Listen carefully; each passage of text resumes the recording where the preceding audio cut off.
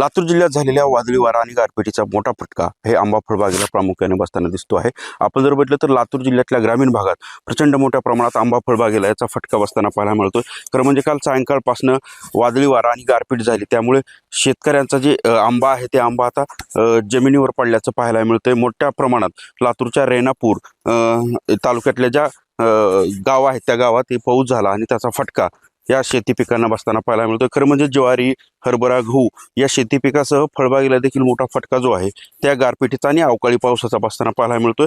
शेतकऱ्याचं मोठं नुकसान झालंय।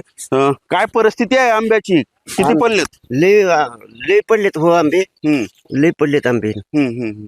बरं, किती नुकसान झालं? किती पाऊस होता? गारा होता? लय गारा होत्या, गाऱ्या होत्या सर।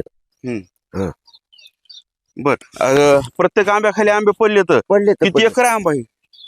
5 एकर। बर, गारा पाऊस होता का? होता पाऊस, गारा, रासूळ, लुस्कान वार ते होत। बर, इतर भागातही मोठ्या प्रमाणात पाऊस जो आहे तो पडलेला आहे आणि अवकाळीचा फटका लातूर जिल्ह्याला सलग तिसऱ्यांदा बसतोय। त्यामुळे शेतकऱ्याच्या हातातोंडाशी आलेला घास पुरता निसर्गाने हिरावून घातला असं म्हणावं लागेल।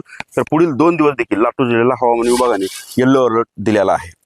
संदीप भोसले, सामटी न्यूज, लातूर।